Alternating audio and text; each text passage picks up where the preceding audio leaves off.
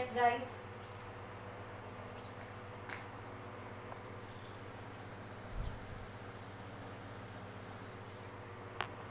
Yes. Let's start class.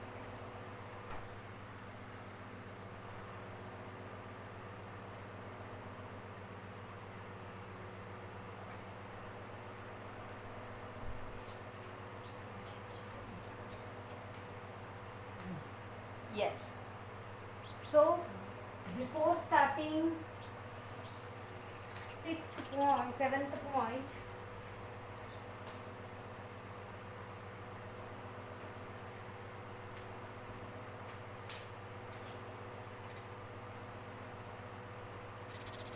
yes, first here, the adjustment of bad debts, provision for bad debts, doubtful debts should be effected after other adjustment for debtors are given effected to. Such adjustment can be unrecorded sales drawings included in the debtors drawings treated as a sales etc.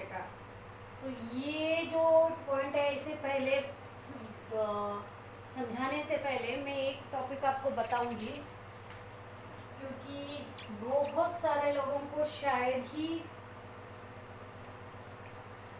ये clarify हो कि datas किसे कहते हैं, okay, doubtful datas किसे कहते हैं, bad debts किसे कहते हैं, और प्रोविजन फॉर डाउटफुल डेट्स क्या है। तो ये छोटे छोटे टॉपिक है, लेकिन इसका मीनिंग पता होना बहुत इम्पोर्टेंट है।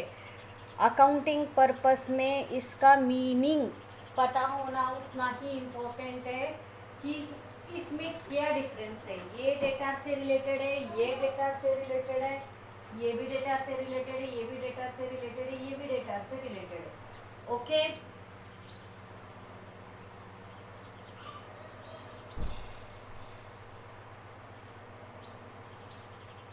Yes, datas means whom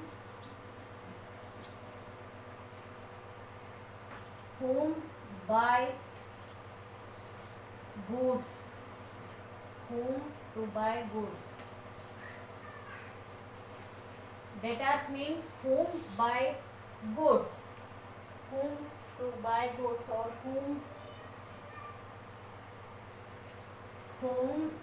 we sold goods, whom sold goods, okay, okay.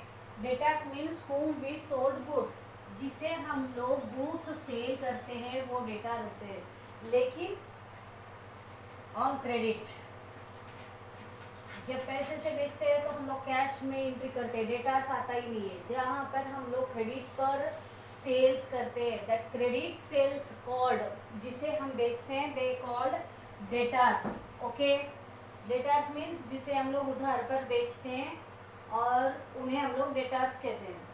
Yes, first ये डाउटफुल डेटास क्या है, what is the meaning of this doubtful datas. Datas ठीक है, फिर डाउटफुल क्या है। जब हर बिजनेस में ऐसा होता है कि हर कोई हमें पैसे दे के, पूरे पैसे दे के नहीं लेता, कोई कैसा रहता है, बिजनेस का एक रूटीन होता है, हर किसी के पास पैसे नहीं होते, हर कोई। हम भी जब दूसरों के पास से लेते हैं, अगर समझो हमारा बिजनेस ही है तो पूरे पैसे देते नहीं है, ऑर्डर लेते हैं, इंस्टॉलमेंट में पैसे देते हैं या थोड़े थोड़े से पैसे देते हैं, जैसे जमा करें वैसे आधे जमा करते हैं, बाद में आधे देते हैं, कभी डिस्काउंट मिलता है। ये रूटीन बिजनेस है।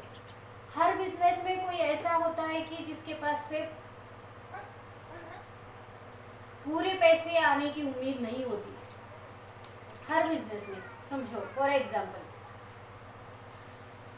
हमारे क्लास में से धनश्री और राजश्री दो बंदे हैं, और धनश्री का समझो कि स्टेशनरी का बिजनेस है, राजश्री को स्टेशनरी चाहिए था 12 के लिए, तो राजश्री ने धनश्री के शॉप से कुछ ले लिया, उसको मतलब उसने लिया 2000 का मटेरियल लिया, उसने बहुत कुछ किताबें, वो पेंसिल, बहुत कुछ लिया, स्टेशनरी का आइटम लिया। तो अभी उसके पास थे 1000 रुपये, उसने 1000 दी और बोली कि मैं बाद दे दूँगी।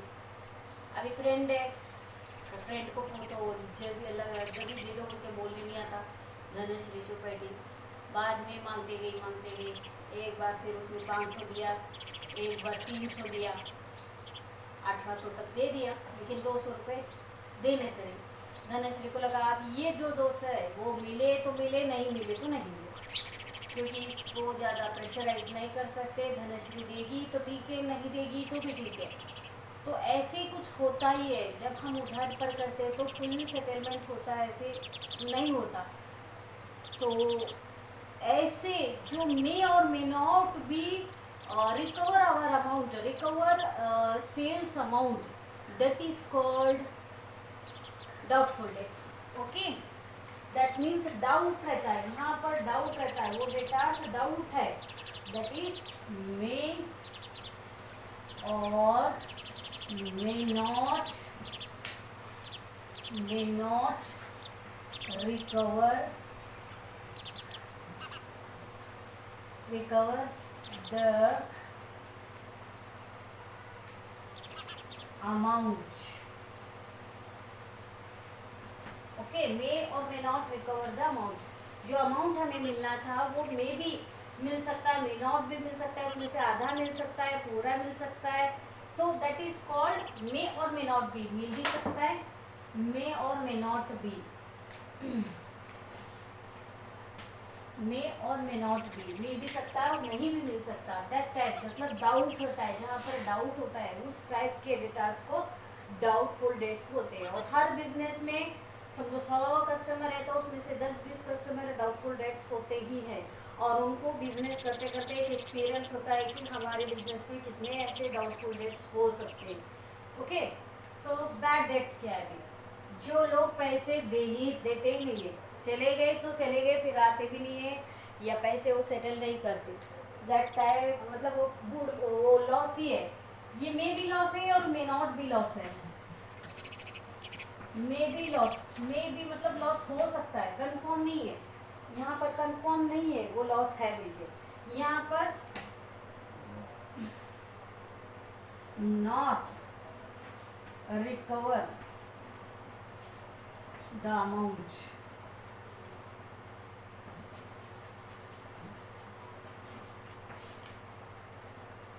मे बी लॉस है, ये इट्स लॉस, ये लॉस है। लॉस है बोले तो वो पैसा डूब गया। ओके, नॉट रिकवर मतलब यहाँ पर मिलता ही नहीं है, नॉट रिकवर। यहाँ पर may be may not B, future में कुछ भी हो सकता। और प्रोविजन फॉर डाउटफुल डेट्स है, तो ये क्या रखना, ये पूरी तरह नहीं मिलना, यहाँ पर सोचने का भी नहीं मिलता बोलिए, यहाँ पर मिल भी सकता, नहीं भी मिल सकता। ओके, मे और मे नॉट बी। ये प्रोविजन फॉर डाउटफुल डेट्स है। डाउटफुल डेट्स ऐसी जो डाउटफुल डेट्स है उसके ऊपर कुछ अमाउंट हम लोग निकाल के रखते हैं। Amount mean profit. समझो कि हम लोगों ने 10,000 के कस्टमर को उधार बेचा, तो 10,000 के कस्टमर में से 1,000 ऐसे मतलब 1,000 रुपए के कस्टमर ऐसे हैं जो पैसे देंगे या नहीं देंगे कंफ्यूज है। हम लोग नहीं बोल सकते आज की क्या हो सकता है।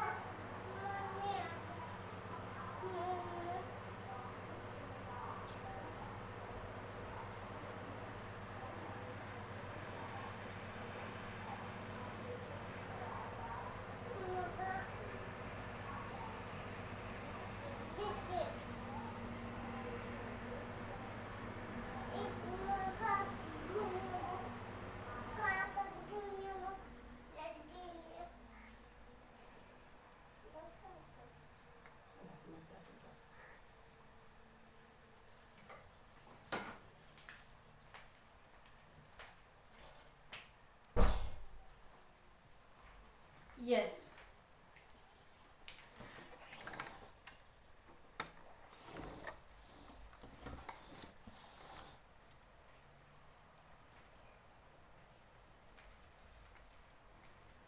So provision for doubtful debts means ऐसे जो खर्चे हैं जहाँ पर डाउट है, क्लियर नहीं है कि वो हम लोग पे कर सकते हैं या नहीं पे कर सकते, वैसे टाइप के जो एक्सपेंसेस होते हैं, वैसे टाइप के जो एक्सपेंसेस होते हैं उनके लिए कुछ कुछ अमाउंट हम लोग निकाल के रखते हैं, मतलब प्रॉफिट में से कुछ निकाल के सेट असाइड, एक साइड में निकाल के रखते हैं, दैट इज कॉल्ड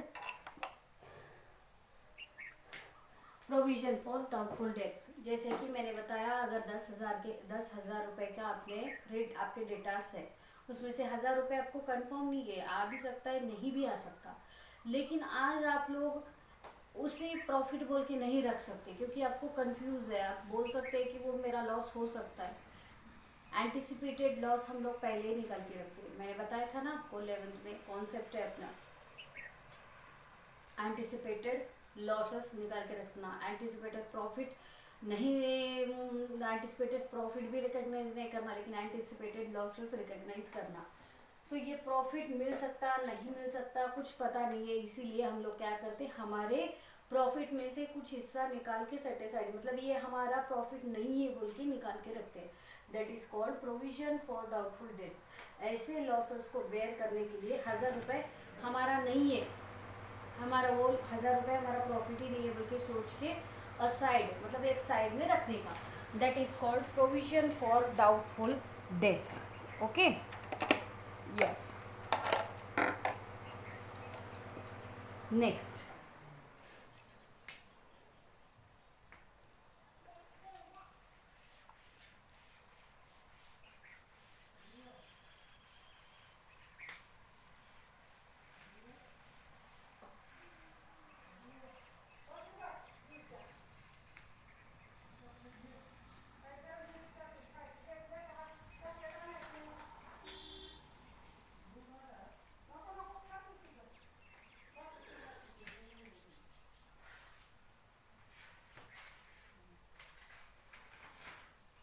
सो यहाँ पर क्या बोलता है आपके 7th पॉइंट में, doubtful debt should be affected after adjustment for datas are given. Effect to be such adjustment can be unrecorded sales, drawings included in datas, drawings treated as a sales, etc.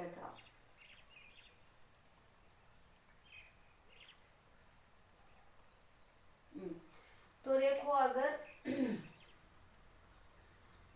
Datas के ऊपर कुछ adjustment है, okay, datas पर कुछ adjustment है, तो और doubtful debts भी निकालना है आपको, डाउटफुल डेट्स भी निकालना है। तो ये क्या बोलता है, डाउटफुल डेट्स भी निकालना है। सो फर्स्ट, डेटास के ऊपर अगर कुछ ऐसे एडजस्टमेंट दिया है जैसे कि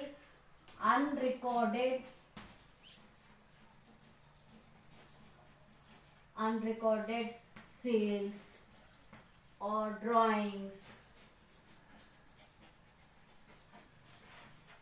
means goods taken, okay, drawings, अगर पार्टनर ने कुछ गुड्स लिए हैं और अनरिकॉर्डेड सेल्स है, ये सारे एडजस्टमेंट फर्स्ट करके फिर डाउटफुल डेट्स निकालने का। ओके, फर्स्ट ये सेटल करने के बाद बचे मतलब ये सभी प्लस माइनस करने के बाद समझो कि फॉर एग्जांपल डेटा है 10,000 और अनरिकॉर्डेड सेल्स है 500, इसका हमने रिकॉर्ड किया ही नहीं, और क्या बोलते, पार्टनर ने लिया 100 के गुड्स लिए हैं फॉर पर्सनल यूज, ओके, ये गुड्स लिए हैं पर्सनल यूज। सो और डाउटफुल डेट्स है वो 1,000। तो अभी एडजस्टमेंट कैसे करने का, फर्स्ट डाउटफुल डेट्स नहीं करने का, फर्स्ट क्या करने का, 10,000 है, 10,000 में अनरिकॉर्डेड सेल्स है 500 ऐड, ओके, 10,500, उसके बाद ड्राइंग्स है 100,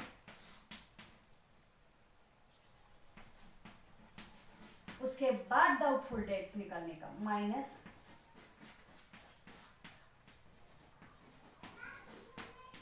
ओके, इस तरह एडजस्टमेंट करने का।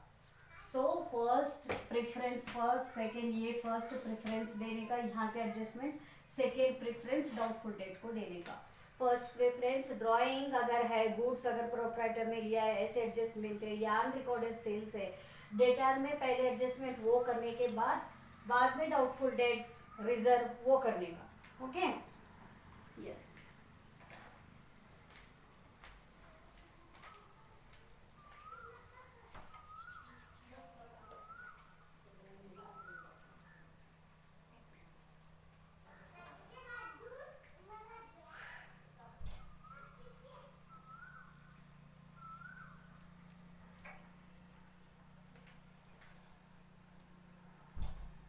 यस.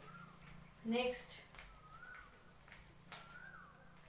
अगर आपको ये नहीं दिख रहा है तो मैं जो बोल रही हूँ वो लिख लो. मेरे पास थोड़ा लाइट का प्रॉब्लम है, बारिश की वजह से लाइट आ जा रही है.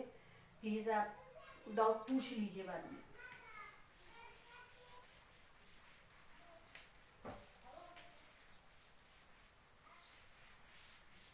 यस. इसके बाद next, reserve for discount on debtors should be given effect after adjustment of bad debts and provision for bad debts, doubtful debts. Okay. reserve for discount on debtors.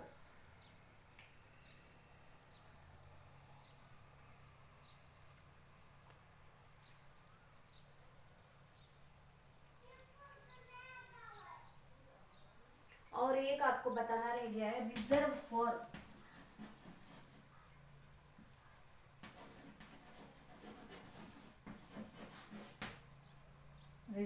For debtors.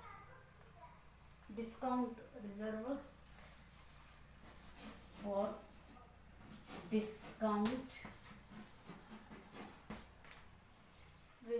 Discount on debtors.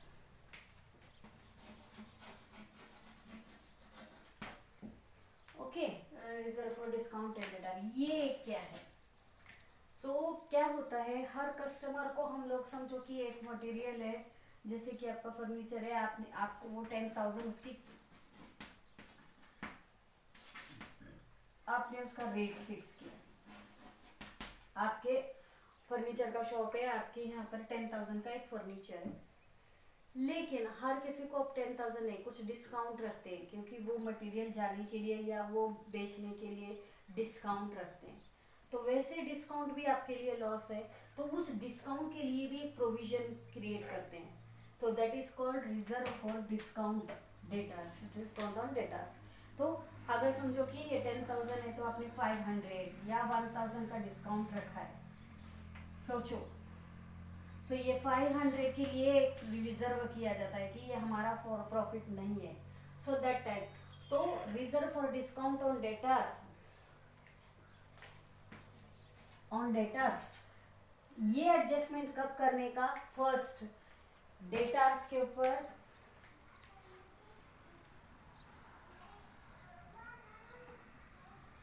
ये adjustment कब करने का? First debtors में doubtful debtors. Okay. Doubtful debtors के बाद फिर bad debts, फिर reserve for doubtful debts, उसके बाद reserve for discount on debtors. Okay. Yes.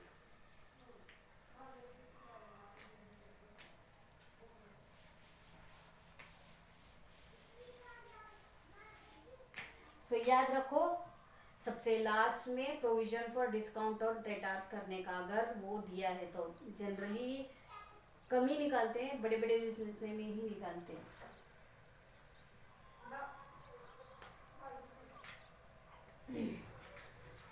उसके बाद क्या है? Yes.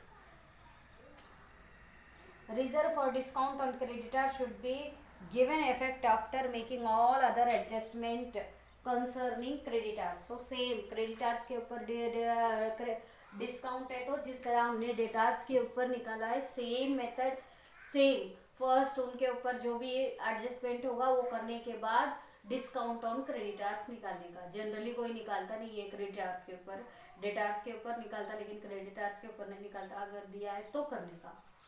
Okay. Yes. hidden or self explanatory adjustment are to be given effect even if there is a no special instructions in the problem in this respect. Closing stock hidden बोले तो कुछ चीज़ें ऐसी होती है कि जो प्रॉब्लम में बताया नहीं जाता या प्रॉब्लम में डायरेक्टली बोला नहीं जाता, लेकिन आपको खुद से करनी ही पड़ती है। जैसे क्लोजिंग स्टॉक है, क्लोजिंग स्टॉक एडजस्टमेंट में दिया होता है या नहीं भी दिया होता है तो आपको वो करना है, क्योंकि क्लोजिंग स्टॉक नहीं करेंगे तो ट्रेडिंग अकाउंट ग्रॉस प्रॉफिट नहीं आएगा, ग्रॉस प्रॉफिट नहीं आएगा तो नेट प्रॉफिट नहीं आएगा, नेट प्रॉफिट नहीं आएगा तो पार्टनर्स में डिस्ट्रीब्यूशन नहीं होगा और बैलेंस शीट टैली नहीं होगा। So this is are inter related. Okay, so closing stock पूछे न पूछे आपको उसके एडजस्टमेंट की एंट्री मतलब एडजस्टमेंट करना ही है। ओके, तो वही बोलता है 10th point, hidden self explanatory adjustment are to be given. तो एक्सप्लेनेटरी कुछ चीज़ें इनडायरेक्टली भी बता सकता है या डायरेक्टली भी पूछ सकता है। अगर डायरेक्टली पूछे तो ठीक है, इनडायरेक्टली पूछे तो खुद से करने का, पूछो न पूछो पर करने का। Closing stock should be taken at cost और market value whichever is less. ये एक बहुत बड़ी चीज़ है, आपको कंफ्यूज हो सकती है। क्लोजिंग स्टॉक है,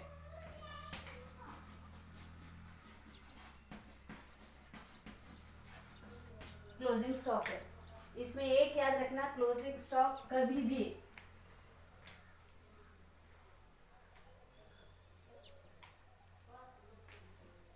कॉस्ट और मार्केट वैल्यू, कॉस्ट और मार्केट वैल्यू, कॉस्ट है मार्केट वैल्यू है, कॉस्ट और मार्केट वैल्यू विच मार्केट वैल्यू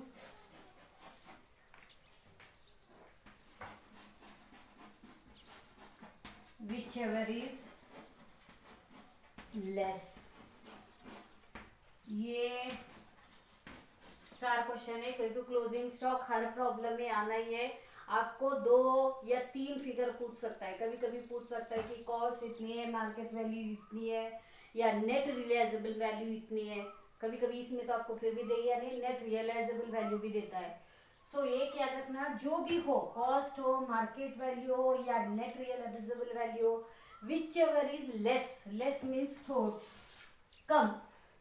समझो कि आपका क्लोजिंग स्टॉक है, आपके गुड्स हैं, आपके गुड्स है 1 लाख कॉस्ट, लेकिन वो मार्केट में उसका डिमांड नहीं रहा, वो 90,000 मार्केट वैल्यू है। आपके पास 1 लाख आपने दे के गुड्स खरीदे थे, लेकिन मार्केट में उसकी वैल्यू 90,000 है। तो आप जब भी क्लोजिंग स्टॉक वैल्यू करेंगे तो 1 लाख आपने पे किया है, 1 लाख के आपके पास है मटेरियल, लेकिन जो भी लेस है उस वैल्यू से आप रिकॉर्ड करेंगे। Okay, closing stock should be valued at cost और market value whichever is less. जो भी इसमें से कम होगा वो अमाउंट आप लिखेंगे। Okay, got it. ये बहुत बड़ी चीज़ है, इसको ध्यान में रखना है।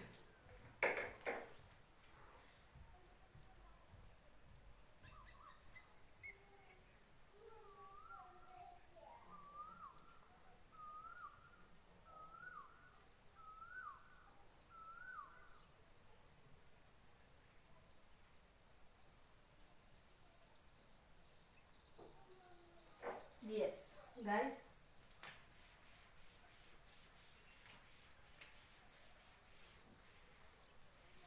Yes. यहाँ पर और एक चीज़ है आपके लिए। When date of drawings is not given, interest on drawing should be calculated on average basis for 6 months. So आपको ये पहले ही बताया, अगर ड्राइंग्स का डेट नहीं दिया है, कौन से महीने में ड्राइंग्स लिया गया है, पूरे फाइनेंशियल ईयर में कब, उसमें ये फाइनेंशियल ईयर है, सो इस ईयर में उसने कब ड्राइंग्स लिया गया है पता नहीं है, डेट अगर not given date of drawings, then average 6 months, average 6 months means drawings is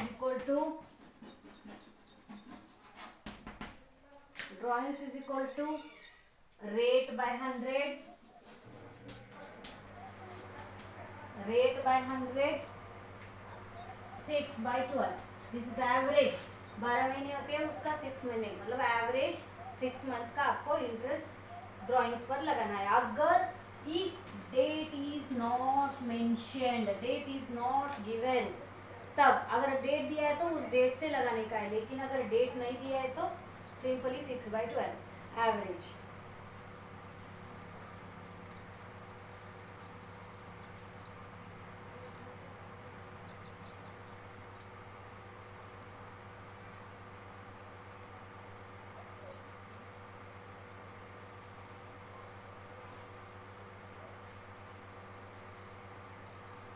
Yes. Next.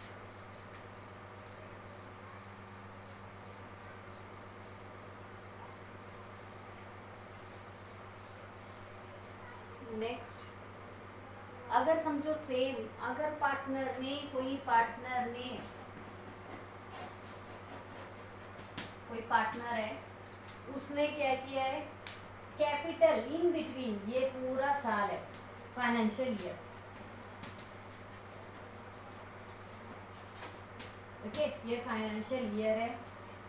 इस फाइनेंशियल ईयर में एक्स्ट्रा कैपिटल या एडिशनल कैपिटल उसने लाया है, कुछ पैसे कम गिरे बिजनेस में और कुछ पार्टनर ने कैपिटल लाया है, लेकिन स्टार्टिंग में नहीं है और एंडिंग में भी नहीं है। समझो कि यहाँ पर बिजनेस स्टार्ट होने के बाद 4 महीने के बाद उसने लाया है। सो जब हम लोग इंटरेस्ट ऑन कैपिटल कैसे देंगे, तो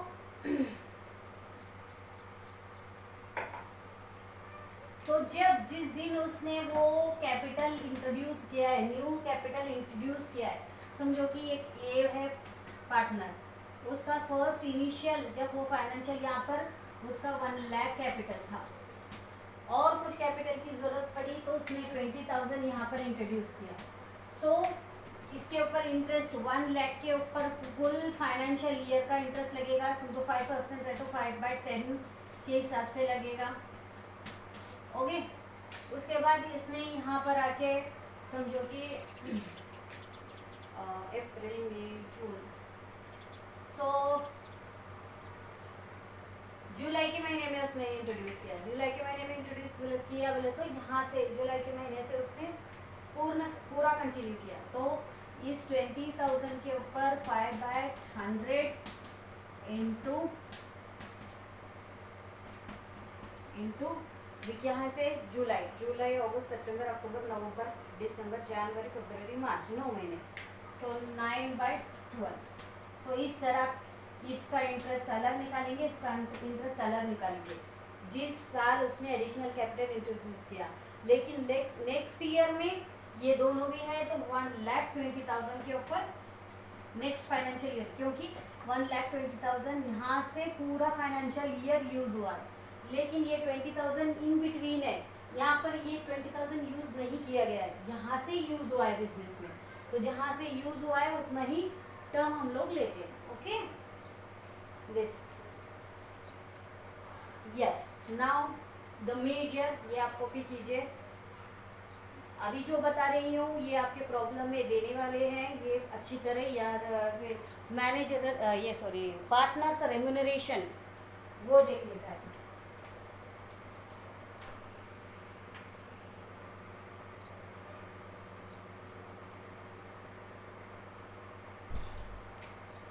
Yes, partners remuneration.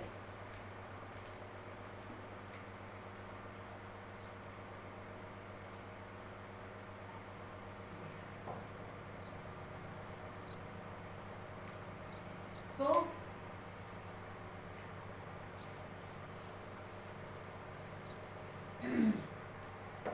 if a manager or a partner is allowed commission at the certain percentage on net profit, such a commission should be calculated in the following manner depending upon how the commission is quoted.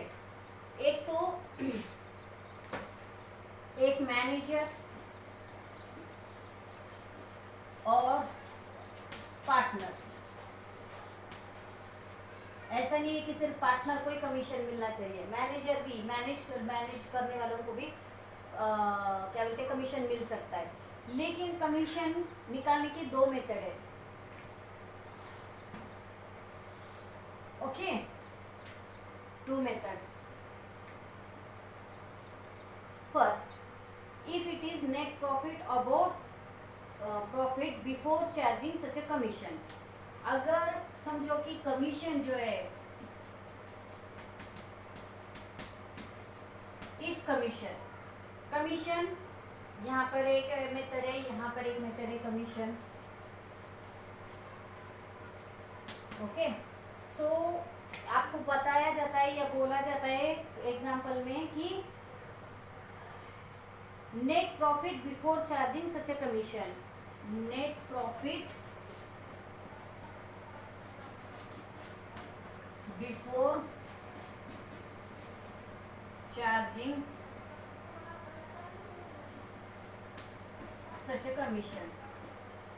अगर ऐसे कुछ दिया है, net profit before दिया है, net profit before charging such a commission,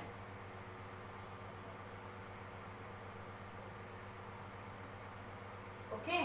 अगर net profit before charging such a commission अगर दिया है तो कुछ भी नहीं, rate into rate of commission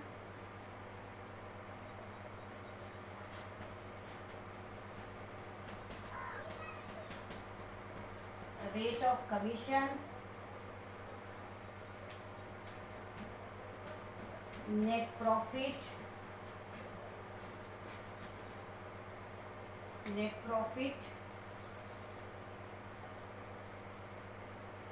by 100। समझो कि आपका नेट प्रॉफिट 5 लाख है, उसका रेट का 5 लाख का 5% या 10%, जो भी आपका रेट ऑफ कमीशन होगा उस हिसाब से direct before charging such a commission. Net profit before charging such a commission means आपके जो कमीशन है उसको लेने से पहले का नेट प्रॉफिट। तो पहले का net profit means net profit जो है उसको ये करने के बाद आपका नेट प्रॉफिट आ जाएगा before charging commission. Net profit before charging से कमीशन, जो भी नेट प्रॉफिट होगा उससे पहले हम लोग ये नेट प्रॉफिट कमीशन निकाल रहे हैं। लेकिन कभी कभी एग्जाम में मतलब ये ऐसे भी बोलता है कि net profit after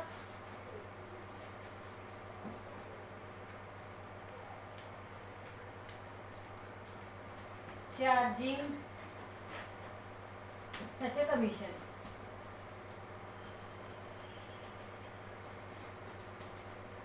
okay, after एक याद रखो, बिफोर बोलने के बाद डायरेक्टली रेट ऑफ, समझो कि रेट है 5% फॉर एग्जाम्पल कमीशन का और आपका नेट प्रॉफिट है 5 लैक्स।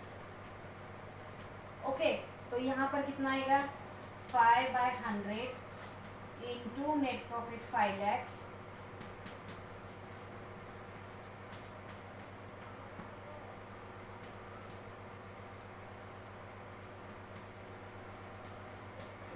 $25,000 कमीशन है। Okay, this is commission before. Okay, before charging such commission रहने के बाद डायरेक्टली करने का। लेकिन अगर समझो कि net profit after charging such commission, वो चार्जिंग लगाने के बाद आपको कमीशन निकालने का है। तो अगर ऐसे रहे तो कैसे करने का, आफ्टर अगर दिया है तो कैसे करने का। तो commission is equal to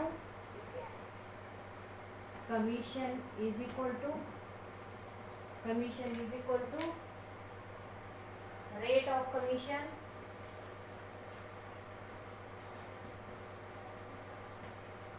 into net profit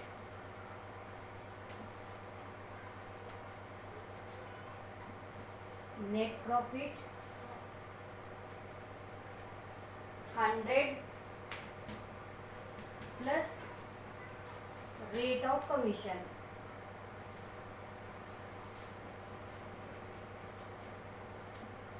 okay, इसको कैसे सेम यही है 5% कमीशन है, 5 लाख नेट प्रॉफिट है, हाँ फॉर एग्जाम्पल। तो अभी इसमें कैसे निकालेंगे commission, 5 into 5 lakhs 100 plus rate of commission. Rate of commission कितना है? 5 है. That means 100 plus 5. तो ये कितना होगा? 5 इंटू 5 लैक्स 105. ओके. अभी इसका कितना आएगा?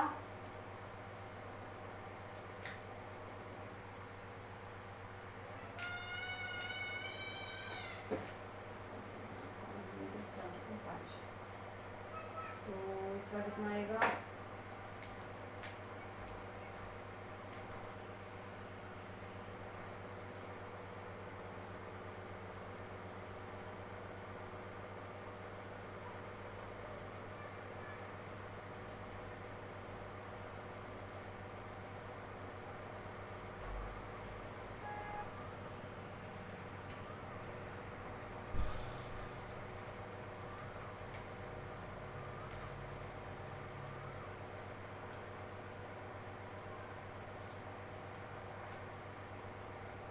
$23,809.5.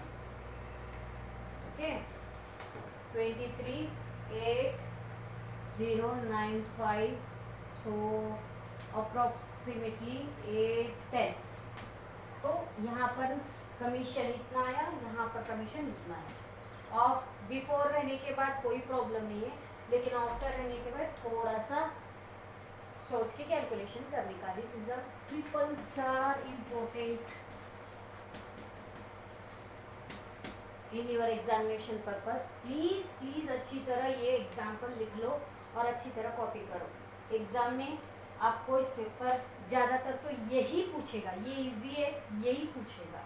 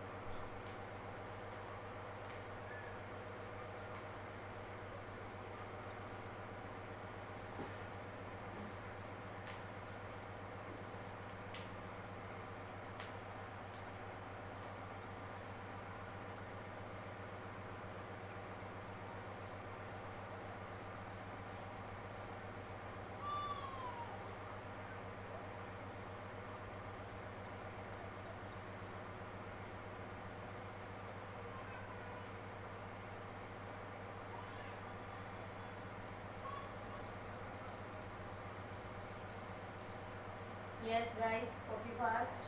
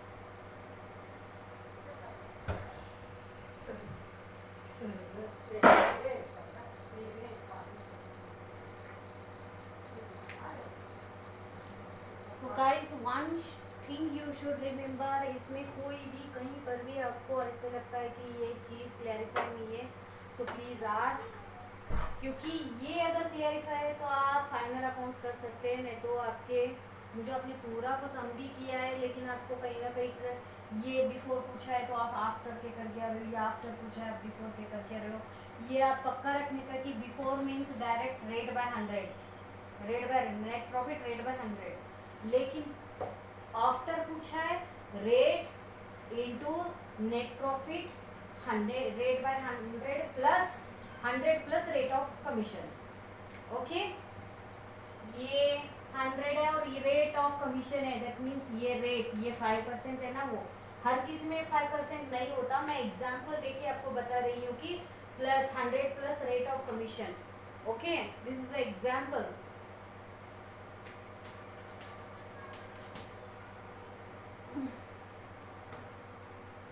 सो यहाँ पर आपको कहीं पर भी कुछ भी लगता है कि ये चीज़ समझ में नहीं आई है, सो प्लीज़ पूछिए। अभी फाइनल अकाउंट्स के बारे में मैं कुछ नहीं बताऊंगी, अब आप हम लोग पार्टनरशिप के क्वेश्चंस करेंगे, इलस्ट्रेशन नंबर 1 2 3। अभी तक मैं आपको इंट्रोडक्टरी प्रॉब्लम्स ही बताई, आज तक हम लोगों ने पार्टनरशिप के एक्चुअल प्रॉब्लम किए ही नहीं है, जो भी थे वो सिर्फ एग्जाम्पल्स थे। अभी इलस्ट्रेशन 1 2 3 4 करेंगे।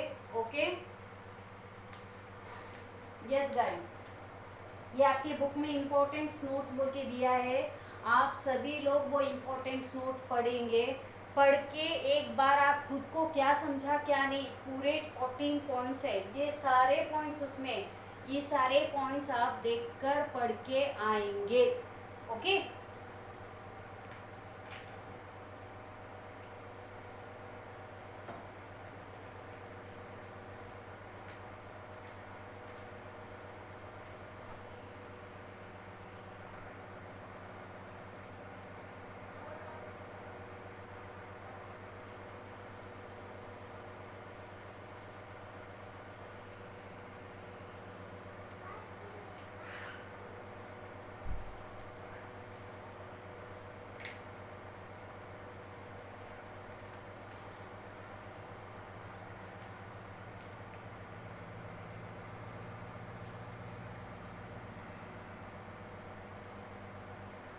यस गाइस, सो ट्रेडिंग, पहले फाइनल अकाउंट्स बनाने से पहले एक सीक्वेंस होता है, मैंने फिर बता रही हूँ।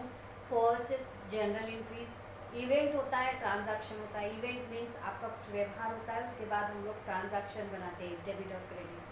जनरल एंट्री पास करते हैं, जनरल एंट्री के बाद पोस्टिंग करते हैं लेजर में, लेजर में पोस्टिंग के बाद ट्रायल बैलेंस बनता है, जहाँ पर हम लोग ट्रायल करते हैं कि डेबिट और क्रेडिट ये दोनों बैलेंस इक्वल है क्या, that is trial balance, that is also called balance. Okay, उसके बाद ट्रेडिंग अकाउंट बनाते हैं। Trading account nothing with trade, मतलब जो भी गुड्स से रिलेटेड एक्सपेंसेस, गुड्स से रिलेटेड इनकम है, वो डायरेक्ट एक्सपेंसेस जो होते हैं उसके लिए हम लोग बनाते हैं ट्रेडिंग अकाउंट, जहाँ पर ग्रॉस प्रॉफिट निकलता है और वो ग्रॉस प्रॉफिट ट्रांसफर होता है P&L अकाउंट को। P&L अकाउंट में other than expenses of trading account, जो भी ट्रेडिंग अकाउंट के एक्सपेंसेस, जो भी रिमेनिंग एक्सपेंसेस है ट्रेडिंग डायरेक्ट एक्सपेंसेस को छोड़ के, वो सारे एक्सपेंसेस और incomes profit and loss account में आते हैं। वहाँ पर नेट प्रॉफिट और नेट लॉस आता है, तो वो जाता है पार्टनर्स के कैपिटल अकाउंट को। और बैलेंस शीट में सारे balances, all balances of accounts, जितने भी लेजर अकाउंट है, जितने भी आपके बैलेंसेस है ट्रायल बैलेंस में, वो सारे बैलेंसेस बैलेंस शीट में जाते हैं। ओके, सो आप अच्छी तरह पढ़िए, एक बार खुद से करिए, क्योंकि मैं आपके सामने नहीं हूँ, लेकिन आपको खुद मतलब प्रैक्टिस करें तो ही मालूम पड़ेगा कि क्या समझा, कहाँ समझा और क्या समझा और कहाँ तक समझा। क्योंकि अगर आप चुप बैठेंगे तो मुझे लगेगा सब कुछ समझ में आया, तो आप बोलने का काम आपका है, बताने का काम मेरा है। Okay guys, so please do practice at home. Okay, shall I? Yes, tomorrow we take partnership actual problems. ओके, सो कल से हम लोग पार्टनरशिप के प्रॉब्लम करेंगे, फाइनल अकाउंट का इंट्रोडक्शन और फाइनल अकाउंट के बारे में मैंने जो भी थेरोटिकल पोर्शन था वो सभी आपको डिटेल में समझाया है। अब पार्टनरशिप के प्रॉब्लम्स हमें कल से कंटिन्यू करने हैं. Okay guys, so please prepare for that. Yes.